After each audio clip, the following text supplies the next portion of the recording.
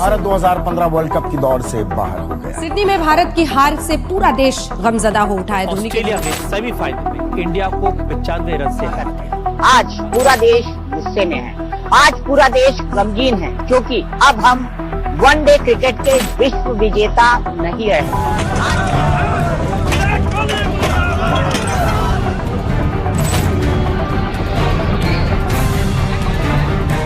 Disappointed, we couldn't go into the finals, but only one team can win. 2015 world cup में Australia से हार के बाद team India अपना साम्राज्य, अपने सल्तनत को खो चुकी थी। इस हार के बाद पूरे देश में गम का सैलाब आ चुका था।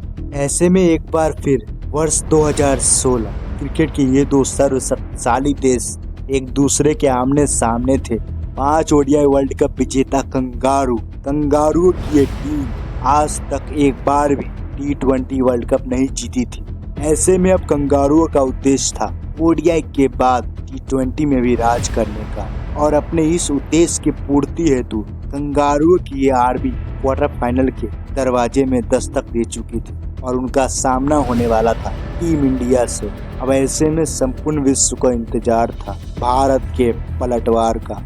नमस्कार, आप देख रहे हो ठाकुर रिव्यू ट्यूब का special episode the chess master.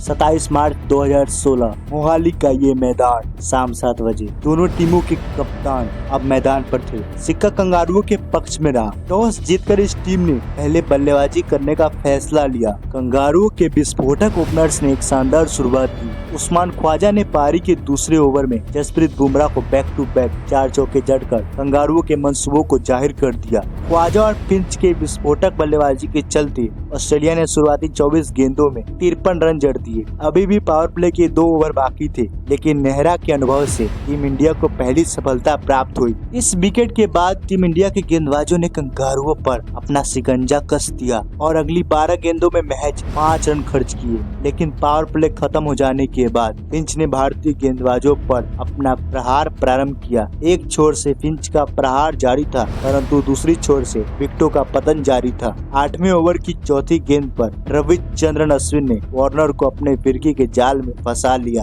अब 10 ओवर का खेल खत्म हो चुका था। कंगारुओं के खाते में 81 रन थे। ऐसे में कंगारुओं के पूरे आर्मी का दारोमदार मैक्सवेल और फिंच के कंधों पर था, परंतु 13वें ओवर की इस बॉल पर फिंच अपने मकसद में नाकामयाब रहे। एक बड़े शॉट के प्रयास में फिंच के विकेट का पतन हो जाता है। उसके बाद मैक्सवेल और वॉटसन ने मिलकर कुछ बड़े शॉट्स लगाए। अब 16 ओवर का खेल खत्म हो चुका था। कंगारुओं के खाते में 129 रन थे। एक अच्छी शुरुआत के बाद अब कंगारुओं को उम्मीद थी एक शानदार फिनिशिंग टच की, लेकिन बुमराह ने ग्लेन को क्लीन बोल्ड करके कंगारुओं की उम्मीदों में पानी फेर दिया। अब 20 ओवर का खेल खत्म हो चुका था। कंगारुओं के खाते में 160 रन थे और टीम इंडिया के सामने 161 रनों की चुनौती थी। ये रहा कंगारुओं का स्कोर कार्ड। कंगारुओं की ओर से सर्वाधिक एरन फिंच ने 34 गेंदों में 43 रनों की ताबड़तोड़ पारी खेली। टीम इंडिया को सेमीफाइनल में प्रवेश करने के लिए अगली 120 गेंदों में 161 रनों की दरकार थी। टीम इंडिया को ये लक्ष्य चेस करने के लिए महज 8 रन प्रति ओवर के हिसाब से रन बनाने थे, परंतु टीम इंडिया की शुरुआत उम्मीद के मुताबिक नहीं रही,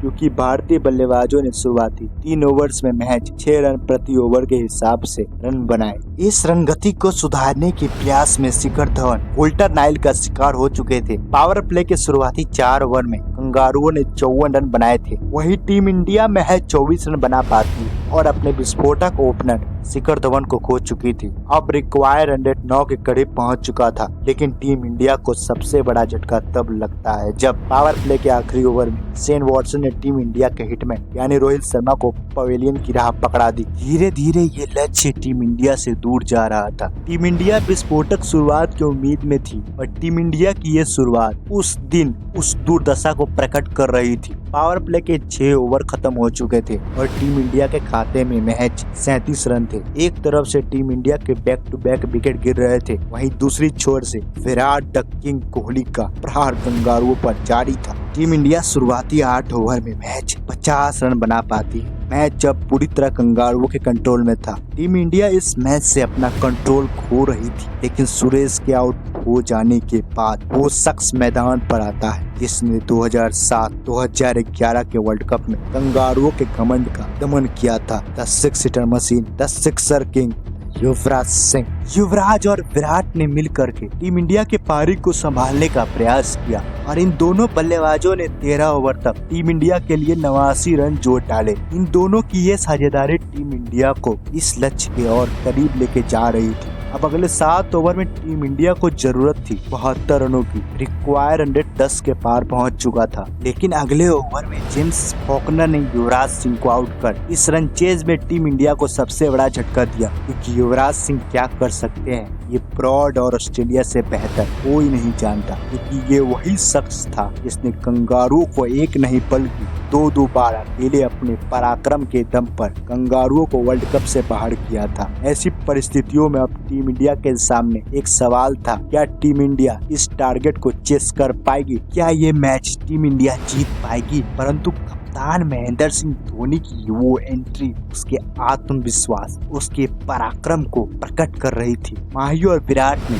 इस रन चेज के लिए टीम इंडिया की उम्मीदों को जिंदा रखा और दोनों ने हर ओवर में एक बाउंड्री लगा करके 17 ओवर तक टीम इंडिया को 122 के स्कोर तक पहुंचा दिया। इसी बीच विराट रन मशीन का अर्धशतक आ चुका था, परंतु ये अर्धशतक इस जीत के लिए काफी नहीं थी। रिक्वायर रन रेट अब करंट रन रेट से 2 गुना हो चुका था। अब अगले 3 ओवर में टीम इंडिया को 39 रनों की जरूरत थी। मैदान का माहौल बेहद गर्म हो चुका था, लोगों का दिल बेधड़क धड़के जा रहा था। आखिर क्या होगा इस मैच का रिजल्ट? क्या जारी रहेगा टीम इंडिया का संघर्ष? परंतु मैदान पर बैट भाज रहा वो विराट, उसे मैदान के माहौल से कोई मतलब नहीं था। उसने 18वें ओवर में जेम्स फॉकनर को बैक टू बैक कुछ बड़े शॉट्स लगाकर उन्हें रंजत दिए और इस मैच को टीम इंडिया की ओर मोड़ दिया। अब अगली 12 गेंदों में 20 रनों की जरूरत थी। 19वां ओवर कुल्टर नायल के हाथ में था। कुल्टर नायल के इस ओवर में विराट कोहली ने 16 रन जड़ दिए। टीम इंडिया को सेमीफाइनल में जाने के लिए महज 4 रनों की जरूरत थी। इसे आखिरी ओवर में बनाकर टीम इंडिया ये मैच जीत चुकी थी। उस मैच का hero Virat, the run machine, the king Kohli था। विराट ने मैच 51 गेंदों में 83 रनों की ताबड़तोड़ पारी खेली। विराट की ये पारी